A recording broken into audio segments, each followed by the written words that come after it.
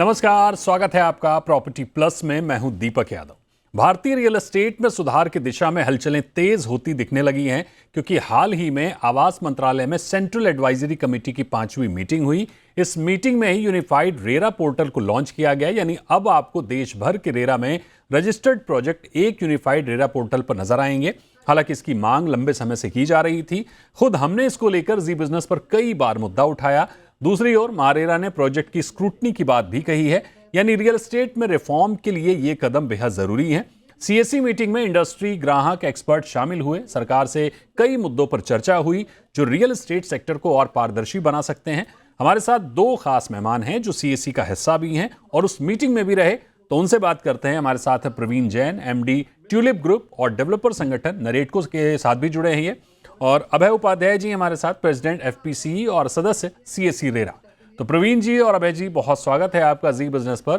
Praveen sir, पहले आपके पास आना चाहेंगे, मीटिंग में किन मुद्दों पर फोकस रहा? डेवलपर साइड जो समस्याएं हैं उनको निपटाने के लिए आप लोगों ने क्या मुद्दे उठाए और उस पर क्या आश्वासन मिला है?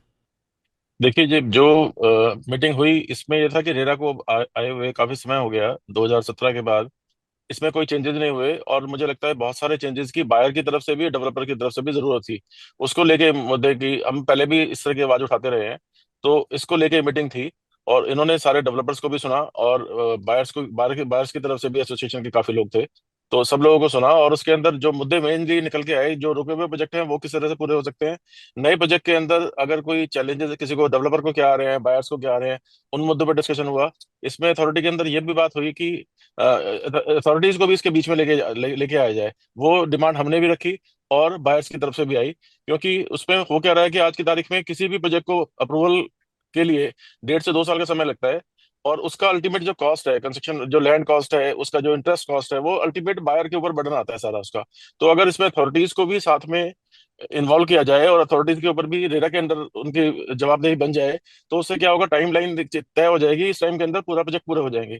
इसके अलावा कंप्लीट होने के बाद भी ओसी आने में देरी होती है या किसी और तरह की देरी आती है किसी अप्रूवल की, तो वो भी एक लंबा टाइम लग जाता है उसके अंदर। तो वो टाइम लाइन वो कम हो जाए और टाइम से लोगों को अपना घर मिल जाए, ये सारे मुद्दों पर डिस्कशन हुआ और एश्योरेंस भी दिया मंत्री जी ने कि भाई हम सब पे काम करेंगे और जो जल्दी इसका रिजल्ट निकलेगा कुछ ना कुछ। अभय सर, ग्राहक के नजरिए से और कौन से मुद्दे हैं जिन पर आपने आवास मंत्री का ध्यान खींचा सीएससी मीटिंग में, और क्या रिएक्शन रहा आवास मंत्री का? दीपक जी, ऐसा है कि पहले तो मैं ये कहना चाहूंगा कि इस बार की जो हमारी सेंट्रल एडवाइजरी काउंसिल की जो मीटिंग थी, बहुत ही सकारात्मक थी, बहुत ही पॉजिटिव तरीके से हुई। और अच्छी बात ये रही कि बहुत सारे मुद्दे जो एजेंडा में थे वो भी बहुत इंपॉर्टेंट थे। जो मुद्दे हम लोगों ने उठाए उस पर भी काफी डिटेल मंत्री जी के साथ में और अधिकारी लोगों के साथ में डिस्कशन हुआ। जो मेन मुद्दे हम लोगों ने उठाए, जो पहला उसमें ये था कि महाराष्ट्र में एक रीडेवलपमेंट को लेके रेरा के तर्ज पे एक कानून लाने की बात हो रही, जिसका हमने विरोध किया। हमने पुरजोर तरीके से वहां पे ये बात रखी कि वेस्ट बंगाल में भी ऐसा कानून आया था जिसको हम लोगों को जाकर के सुप्रीम कोर्ट में रद्द करवाना पड़ा था, और फिर से ऐसी कोई स्थिति पैदा ना हो। क्योंकि कोई भी रीडेवलपमेंट प्रोजेक्ट जो आता है उसमें सेल के कंपोनेंट भी होते हैं, और उस केस में रीडेवलपमेंट का जो लॉ आएगा और जो रेरा लॉ होगा, ये दोनों लॉ हो जाएंगे और बड़ी कंफ्यूजन की स्थिति पैदा हो जाएगी। तो इस तरफ हमने उनका ध्यान खींचा है। दूसरी तरफ हम लोगों ने ये बात भी उठाया कि सीएससी का जो कंपोजिशन इस बार इन्होंने किया था उसमें बिल्डर साइड के लोगों की ज्यादा हो गई और थोड़ा डिसबैलेंस हो गया था। देखिए, इससे गलत मैसेज जाता है, तो मैंने इधर भी मंत्री जी का ध्यान खींचा था। हम लोग ये शुरू से कह रहे हैं कि रेरा को जिस तरह का कानून है पहले उसको ठीक से इम्प्लीमेंट किया जाए। आज जो जो भी प्रॉब्लम आ रही है, मैंने मंत्री जी को बताया कि किस तरह से लास्ट 2 होम बायर्स की जो मीटिंग मिनिस्ट्री ने बुलाई थी, हम लोगों ने किस तरह से सारी चीजें बताई कि क्या रेरा कर रहा है, कहाँ रेरा फेल हो रहा है। अब जैसे आप देखिए, जो जो प्रोजेक्ट हैं वो बिना स्क्रूटनी के डॉक्यूमेंट्स के रजिस्टर हो जा रहे हैं। आज कोई ये देखने नहीं जा रहा है कि जो ओसी मिल गया प्रोजेक्ट को तो सीसी नहीं मिला, तो बाकी common areas, facilities, amenities complete हो रही है कि नहीं हो रही है। तो आज इस तरह के जो कॉमन जो पैसे डाले जा रहे हैं वो सेपरेट अकाउंट में डाले जा रहे हैं या कहीं और डाल दिए जा रहे हैं। पैसा जो विड्रॉ हो रहा है वो कानून के हिसाब से विड्रॉ हो रहा है या ज्यादा हो जा रहा है। तो ये सारी चीजों पर हमने मंत्री जी का ध्यान खींचा है। और अच्छी बात यह है कि उन्होंने बड़े ही पेशेंट तरीके से हम लोगों की बात सुनी है। Praveen sir, ease of doing business के लिए प्रयास हो रहे हैं, लेकिन सप्लाई साइड डेवलपर्स के बड़े मुद्दे क्या हैं जो रियल एस्टेट को रिफॉर्म करने के लिए जरूरी हैं? अप्रूवल को लेकर कहाँ मुश्किलें आती हैं, इन पर क्या कुछ बात हुई है? देखिए, दो तीन रीजन है। जैसे दिल्ली एनसीआर की अगर बात करें, दिल्ली एनसीआर में ये मुद्दा काफी टाइम से चल रहा है कि अब ये 2 महीने के लिए जब सीएक्यूएम की तरफ से कंस्ट्रक्शन को बैन कर दिया जाता है, कभी बीच में ऑन करते हैं, कभी ऑफ करते हैं, और एक बार कंस्ट्रक्शन बंद होने के बाद दोबारा स्टार्ट होने में 15 से 20 दिन का टाइम लग जाता है, क्योंकि एक बार लेबर वापस जाने के बाद दोबारा आए और फिर दोबारा। तो ये भी मुद्दा उठा कि भाई जो भी प्रोजेक्ट इस वजह से डिले होंगे, साल के अंदर 2 महीने के अंदर, अगर हम ये साइड दिल्ली एनसीआर की प्रॉब्लम बड़ी है ये, कि हम्म। दिल्ली एनसीआर में जो पोल्यूशन की वजह से कंस्ट्रक्शन बंद हो जाती है। तो मंत्री जी ने बोला इस बात के लिए कि जो भी अगर इस तरह का पीरियड जो डेवलपर के हाथ में नहीं है, जो हम्म। कंज्यूमर के या डेवलपर के किसी के हाथ में नहीं है, वो इस तरह का अगर होता है तो वो उसको रेरा से इसमें एक्सटेंशन उसकी दी जानी चाहिए। इसके अलावा एक चीज और थी कि जो कई प्रोजेक्ट ऐसे हैं कि मान लीजिए किसी तरह से भी स्टक होगा, किसी भी रीजन से हुआ, वो चाहे उसमें डेवलपर की गलती है मान लेते हैं अगर, तो उसमें प्रावधान एक्सटेंशन का, एक ही बार का एक्सटेंशन का प्रावधान है। तो उसका भी कोई सोल्यूशन निकाला जाए कि मान लीजिए अगर वो प्रोजेक्ट किसी तरह रुक जाए, अल्टीमेट उसको पूरा तो करना है, ये तो है नहीं कि उसको पूरा नहीं करना, या नया कोई डेवलपर आएगा, कोई को डेवलपर आएगा जो उसको पूरा करेगा। हम्म।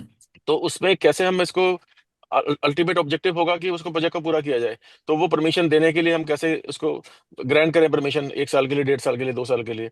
तो इस तरह के भी मुद्दे थे जो रुके हुए प्रोजेक्ट है उनको पूरा करने के लिए। और जहां तक 30-70 का भी एक इशू आया था कि लोग 30% वाले में से निकाल लेते हैं पैसे, 70 से निकाल लेते हैं, या फिर लोग उस अकाउंट में पैसा जमा ही नहीं कराते। तो उसमें मुझे ये कहना था कि बायर्स को भी थोड़ा जागरूक होना पड़ेगा। जब हम्म। ये रेरा आने के बाद ये आ गया कि ये एस्क्रो अकाउंट के अंदर ये अकाउंट नंबर है, ताकि जब वो पेमेंट करें तो चेक में डाल के लिखें कि हाँ जी ये इसी अकाउंट में पैसे जाना है। हम्म। तो वो बहुत सारी, मतलब काफी काम करने की जरूरत है हमारे को, ऐसा लगता है, और सारे स्टेक होल्डर को उस पर काम करना पड़ेगा। अब ऐसा रेरा यूनिफाइड पोर्टल आ चुका है, जाहिर है इससे पारदर्शिता बढ़ेगी। हमने जी बिजनेस पर इस मुद्दे पर कई बार चर्चा की है। क्या ये काफी है या और बदलाव करने होंगे रियल एस्टेट के रिफॉर्म के लिए? Deepak ji, unified RERA portal तो देखिए सही है, इसमें कोई किसी का भी दो मत नहीं हो सकता है, क्योंकि एक जगह पे आपको डेटा मिल जाएंगे, वो मिल जाएंगे। लेकिन हम लोग दिक्कत क्या है कि चीजों को डिक्टेट किया जाता है, एक नैरेटिव बनाया जाता है और हम लोग उसमें फंस जाते हैं। बात तो ये होनी चाहिए ना कि उस रेरा पोर्टल में, यूनिफाइड रेरा पोर्टल में कंटेंट क्या दिखाया जा रहा है, वो कितना सही है, उससे होमबायर को कितना फायदा होगा। बात तो इस पे होनी चाहिए थी ना दीपक जी। बिल्कुल। मीडिया होने के नाते मैं आपसे भी उम्मीद करता हूं कि आप किसी पोर्टल को देखें और उसमें देखें कि मैंने तो आपके सामने भी रखा है और मिनिस्ट्री के सामने भी रखा है कि अगर वहां पे वो देख ही नहीं रहे हैं, आज बताइए, मैंने एग्जांपल देकर दिखाया है हम्म। कि रेरा के पोर्टल पे फैसिलिटीज एमिनिटीज कुछ और है, हम्म। वेब बिल्डर के वेबसाइट पे फैसिलिटीज एमिनिटीज कुछ और है, और हम्म। सैंक्शन प्लान में फैसिलिटीज एमिनिटीज कुछ और है। आप बताइए एक होम बायर किसको माने, कौन सा सही माने, कौन सा झूठ माने? हम्म। तो आज अगर इस तरह की चीजें, इंफॉर्मेशन आप यूनिफाइड पोर्टल पे दिखाते हैं, तो हम्म। क्या वो पर्पस सर्व होगा? तो हम लोग क्वालिटी पे नहीं जा रहे हैं, हम लोग ज्यादा इस पे जा रहे हैं कि किस तरीके से बस ये दिखा दिया जाए कि हम लोग काम कर रहे हैं। काम ओके। तो वहां पे होना चाहिए था ना कि आपके उसमें कंटेंट क्या है। और ठीक यहाँ है। से बात खत्म भी नहीं हो रही है दीपक जी। मैं हम्म। दो चीज और जोड़ना चाहूंगा इसमें। हम्म। प्रवीण जी ने अभी कहा, उसका उत्तर देना जरूरी है कि ओके। दिल्ली में बहुत बार पोल्यूशन की वजह से रोक लग जाती है, कंस्ट्रक्शन नहीं हो पाता है, और हम्म। इसमें बिल्डर का कोई उनके हाथ में रहता नहीं है, और इसलिए उसको एक्सटेंशन मिलना चाहिए। ठीक तो बात है। हम लोग मुद्दे पर नहीं आकर के केवल गोल गोल घुमा करके ये कह देना है कि मेरी प्रॉब्लम बहुत है। अगर आपकी इतनी प्रॉब्लम थी तो आपने मेरे से पैसे क्यों लिए और प्रोजेक्ट लॉन्च किया? बिल्कुल। क्योंकि जब आपको सारी प्रॉब्लम पता ही है तो आपने बिल्कुल। प्रोजेक्ट क्यों लॉन्च किया? आप कहते हैं कि भाई इतनी प्रॉब्लम है, मैं प्रोजेक्ट नहीं कर सकता, मेरे बस की नहीं है। प्रवीण सर, जिन समस्याओं का आपने जिक्र किया, एक संगठन के तौर पर आप उनका हल कैसे निकाल रहे हैं? क्या मीटिंग में इनको लेकर कोई समय सीमा निर्धारित हुई है? मैंने जैसे बताया कि सारे स्टेक होल्डर को एक मंच पर आके सबके इंडस्ट्री के बेटरमेंट के लिए काम करना है। हम ब्लेम गेम करने से कुछ नहीं होगा कि हम बायर के प्रति करें या बायर हमारे प्रति करे या हम सरकार के प्रति करें, ऐसा कहीं भी किसी की कोई मंशा नहीं है। अल्टीमेट ये है कि नीट एंड क्लीन इंडस्ट्री होनी चाहिए और सबका भरोसा एक दूसरे के ऊपर होना चाहिए। बायर का डेवलपर के प्रति भी भरोसा होना चाहिए और डेवलपर का बायर के प्रति भी भरोसा होना चाहिए। और ये जो जो भी सरकार की तरफ से भी जो अथॉरिटीज हैं उनको भी इसके बीच में लाने का रीजन यही है। सरकार भी ये चाहती है कि ये टाइमलाइन इसकी कम हो, किसी भी प्रोजेक्ट का टाइम साइकिल कम हो, हम्म। और कंस्ट्रक्शन की जो टेक्नोलॉजी है वो भी इस तरह से है। प्रधानमंत्री जी ने हमेशा बोला कि भाई इस तरह की टेक्नोलॉजी लेके आओ कि वो कम टाइम के अंदर प्रोजेक्ट पूरा किया जा सके। बिल्कुल। और जब इसका टाइमलाइन कम होगा तभी इसकी कॉस्ट भी कम होगी। अभी बिल्कुल। अफोर्डेबल हाउसिंग की भी सरकार ने बात की कि अब हरियाणा में इसके अलावा भी मंत्री जी से मीटिंग हुई, उन्होंने बोला अफोर्डेबल हाउसिंग पे ज्यादा लोग ध्यान दें और अफोर्डेबल हाउसिंग ज्यादा से ज्यादा बने। आज लग्जरी हाउसिंग का एक दौर चल रहा है कि जो भी देखो लग्जरी बना रहे हैं, हम लोग भी इसी तरह से हाउसिंग बना रहे हैं, क्योंकि लैंड प्राइस इतने ज्यादा महंगे हो चुके हैं। तो सरकार उस पर काम कर रही है, और मुझे लगता है ये जो इस बार मीटिंग हुई है, बहुत ही अच्छे तरीके से मीटिंग हुई, और मंत्री जी ने करीब 2.5 घंटे का टाइम दिया। मुझे जी। लगता है सीएससी की मीटिंग, 4 मीटिंग पहले भी हुई है, इतनी अच्छी मीटिंग कभी नहीं हुई। और उसके बाद भी उन्होंने बताया कि कल और परसों 2 दिन के लिए भी जितने भी ऑफिसर्स हैं, ये सारा मंथन करेंगे। मंथन करके जो रिजल्ट निकलेगा, शायद उसका फिर उसका एक लास्ट नेक्स्ट मीटिंग के अंदर सोल्यूशन होगा। अब सर, एक और अहम सवाल कि अमिताभ कांत कमेटी ने लेगेसी प्रोजेक्ट पर जो रिपोर्ट सौंपी थी, उस पर क्या कोई डिटेल चर्चा हुई? अटके प्रोजेक्ट को पूरा करने के लिए क्या कोई रास्ता निकला है? दीपक जी देखिए, यहाँ पे मैंने जैसा कि आपको बताया, नोएडा के अथॉरिटी के सीईओ वहाँ पे थे। उन्होंने एक एक डेटा पेश किया कि उन्होंने कितने लोगों को, बिल्डरों के अगेंस्ट क्या खिलाफ एक्शन लिया, कितने होम बायर को और किस तरह से कंप्लीट किया। तो मैं इसी, देखिए वो डेटा मेरे पास में हाथ में नहीं है, चूंकि वो बोल रहे थे, उन्होंने मिनिस्ट्री को सबमिट किया। तो मैंने इस बात के लिए अपनी तरफ से पूरी जोर लगा के कहा कि आप केवल नोएडा को, तो बोले कि नोएडा जो है वो बहुत बड़ा एक 50-60% प्रॉब्लम वहां पे है। तो मेरा ये कहना था कि एज अ सरकार हम लोग की जिम्मेदारी ये होनी चाहिए कि अगर किसी एक आदमी के घर की प्रॉब्लम को अगर हम सल्टा सकें तो क्यों नहीं सल्टाए। क्या एक आदमी, वो एक आदमी नहीं, एक आदमी अपने आप में 100% होता है। जिस दिन वो उसका घर का वो खत्म हो जाता है, या उसकी कुछ उसको कुछ घटना घट जाती है उसके घर में, तो 100% उसके घर में माइनस हो जाता है, क्योंकि आजकल आज की डेट में भी एक घर में कमाने वाला एक ही है। तो सही हम बात है। ये मान के चले, तो मैंने उनको रिक्वेस्ट किया है कि आप ये सारी चीजें जो भी है वो सारे स्टेट्स को बताइए, उनसे मीटिंग ऑनलाइन कर सकते हैं और उनको बता सकते हैं कि कैसे इसका फायदा सबको दिया जाए। लेकिन दीपक जी, एक दो चीज मैंने वहां भी कही, मैं आपके माध्यम से फिर से कहना चाहता हूँ कि आज जो हम लोग बात कर रहे हैं 4 लाख या 5 लाख ड्वेलिंग यूनिट्स की, वो एक इंडियन बैंक एसोसिएशन ने डेटा दिया है। मिनिस्ट्री के पास एक्चुअली स्टेट वाइज कोई डेटा ही नहीं, तो आपको पता ही नहीं है कि एक्चुअली लेगेसी स्टॉल प्रोजेक्ट किस स्टेट में कितने हैं, किसको बेनिफिट दिया जा सकता है, ये डेटा भी नहीं है। मैंने अमिताभ कांत कमेटी में मैं अपीयर हुआ था, और मैंने सर को कहा था, अमिताभ कांत सर को, कि सर आप ये काम कर रहे हैं, इसका एक डेटा बनवा लीजिए, कम से कम पता तो रहे कि कौन से प्रोजेक्ट स्टेट में कितने प्रोजेक्ट हैं जो रेरा के पहले शुरू हुए और अभी तक कंप्लीट नहीं हो पाए। वो डेटा भी हमारे पास में नहीं है। तो बिल्कुल। क्या ये कमेटी की रिपोर्ट केवल नोएडा के लिए आई थी या सबके लिए आई थी? सबके लिए आई थी, तो क्यों नहीं ये सारे स्टेट्स में भेजा जा रहा है कि इसके जो बेनिफिट है वो सबको मिल रहे हैं? और किस तरह से इस तरह की लेगेसी स्टॉल प्रोजेक्ट पे दोबारा ऐसी कोई कमेटी ना बने, इसके लिए हम लोग क्या स्टेप्स लें, ये उसमें कोई सुझाव नहीं था। बिल्कुल, यानी रियल एस्टेट अब रिफॉर्म की ओर बढ़ता दिख तो रहा है, हालांकि रफ्तार अभी भी बहुत धीमी है। रेरा का यूनिफाइड पोर्टल महाराष्ट्र में प्रोजेक्ट की स्क्रूटनी का ग्राहक और इंडस्ट्री दोनों स्वागत कर रहे हैं, लेकिन ये भी मान रहे हैं कि ये एक कदम है, ना कि पारदर्शिता की मंजिल। अभी भी ऑर्गेनाइज्ड होने के लिए रियल एस्टेट में बहुत काम बाकी है। तो बहुत शुक्रिया करेंगे आपका अभय सर और प्रवीण जी हमारे साथ जुड़ने के लिए। यहां वक्त है एक ब्रेक का। ब्रेक के उस पार बात करेंगे मुंबई में बढ़ते रीडेवलपमेंट प्रोजेक्ट्स की संभावनाओं पर। एक बड़ी अहम रिपोर्ट है नाइट फ्रैंक इंडिया की, उस पर बात करेंगे एग्जीक्यूटिव डायरेक्टर गुलाम जिया से एक ब्रेक के बाद।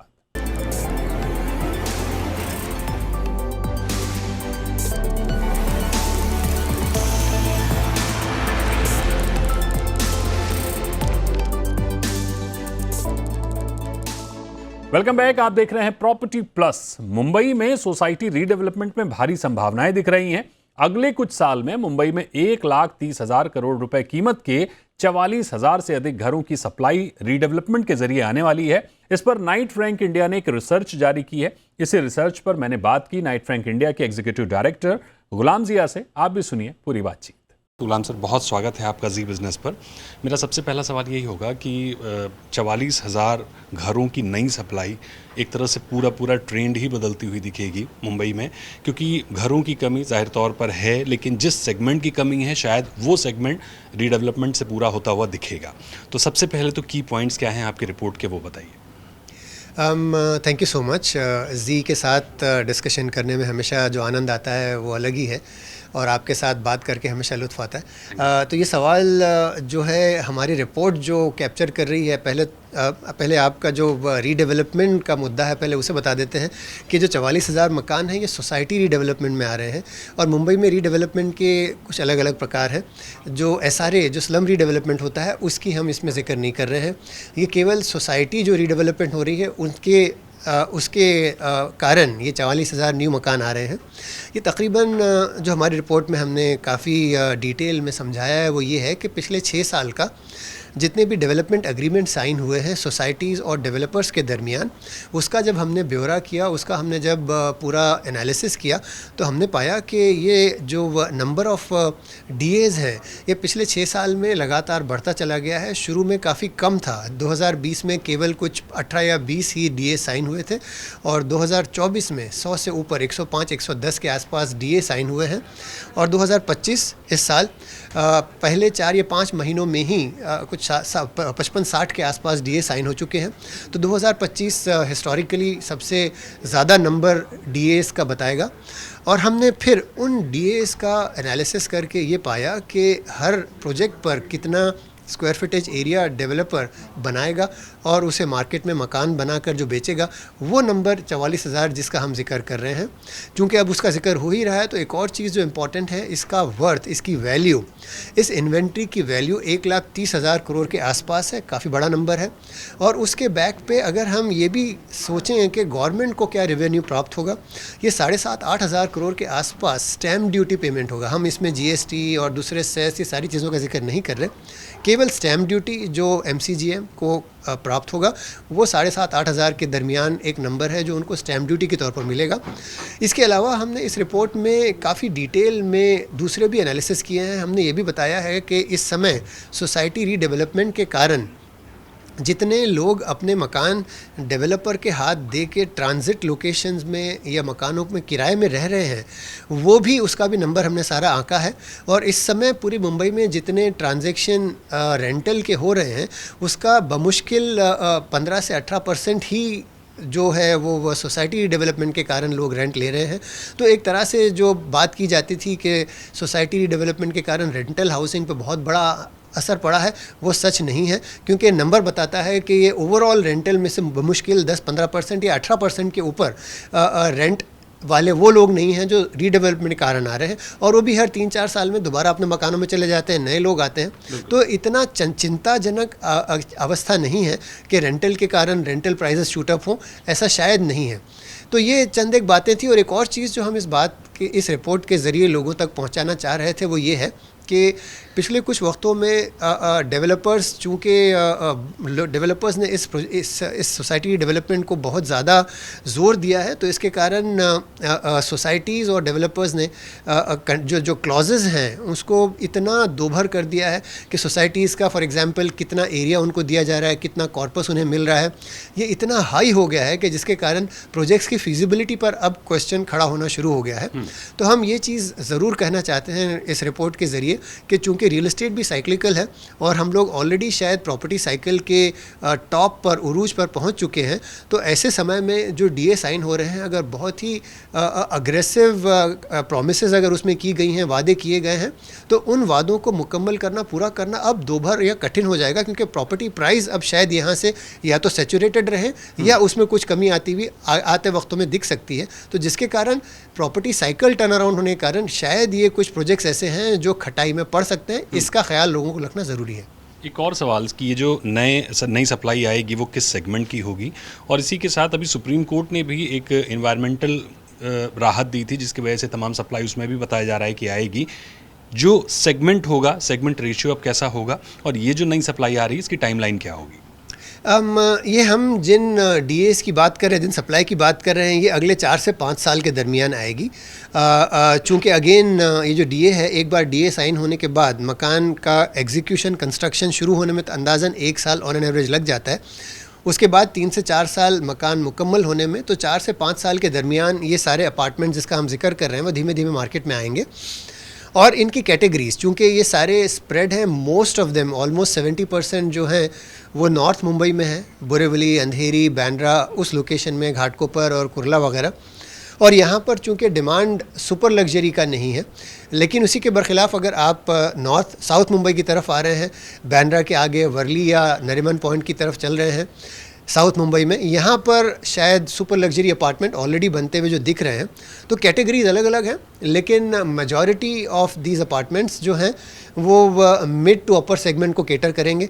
ऑब्वियसली अफोर्डेबल हाउसिंग के लिए आज भी इसमें कोई जगह नहीं है, लेकिन मिड टू अपर हाउसिंग को केटर करते हुए आपको कम से कम नॉर्थ मुंबई में mid to upper end cater करता हुआ दिखाई देगा। Mid town to south Mumbai में ये बिल्कुल super end high end luxury दिखाई देंगे। इनकी बिक्री को लेकर आपकी रिपोर्ट क्या कहती है? क्योंकि लग्जरी सेगमेंट में सभी डेवलपर्स का फोकस बढ़ गया है, अफोर्डेबल का जिक्र आपने खुद भी किया कि बहुत ज़्यादा अच्छा नहीं है, तो इतनी ज़्यादा सप्लाई, इतनी ओवर सप्लाई क्या लग्जरी सेगमेंट को किसी तरह से डेंट कर रही है, किसी तरह से तकलीफ में देख रहे हैं आप? इस समय तो ऐसा कोई इशारा नहीं मिल रहा कि मार्केट में कोई गिरावट आने का कोई शंका पैदा हो। आज भी हम हर महीने जब ट्रांजैक्शन के नंबर्स देखते हैं तो ये तकरीबन वाई ईयर ऑन ईयर पिछले साल जो था इस साल वही दिखाई दे रहा है। तो हमारे प्रोजेक्शंस उसी समय बदलेंगे जब किसी प्रकार का कोई स्लो डाउन या कोई मार्केट में क्रैक दिखाई देगा। उस समय तक तो मैं कहना चाहूँगा कि कोई चिंताजनक बात नहीं है। जितने अपार्टमेंट्स बन रहे हैं और चूंकि 44,000 आज नहीं बन रहे, अगले 4 से 5 साल के दरमियान में बनेंगे और धीमे धीमे मार्केट में आएंगे। तो जैसा एक और चीज़ जो इस पर एक और आंकड़ा आपके दर्शकों के लिए मैं रखना चाह रहा था कि मुंबई में सालाना तकरीबन 45,000 के आसपास मकान डेवलपर्स बेचते हैं। उसमें से एक वक्त था जब 2/3 के आसपास मकान SRA के तहत बनते थे, पर अब वो बदलता हुआ दिख रहा है क्योंकि सोसाइटी डेवलपमेंट तकरीबन 15-18 हो सकता है 20% तक चला जाए, पर SRA वाले जो मकान हैं वो भी इसमें इंक्लूडेड हैं।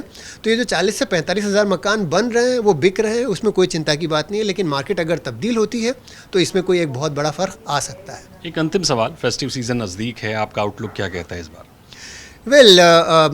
फेस्टिव सीज़न हर पिछले 3-4 साल की तरह शायद ये फेस्टिव सीज़न भी उतना ही प्रॉमिसिंग रहेगा, इसकी हमें उम्मीद है। क्योंकि इस समय तक तो कोई बहुत अलग मार्केट सिग्नल नहीं मिला है, तो हम तो यही समझ रहे हैं कि ये फेस्टिव सीज़न भी पिछले 2 या 3 फेस्टिव सीज़न की तरह उम्दा रहेगा। तो आज प्रॉपर्टी प्लस के इस एपिसोड में फिलहाल इतना ही। रुकेंगे एक ब्रेक के लिए, आप बने रहिए जी बिजनेस के साथ। नमस्कार।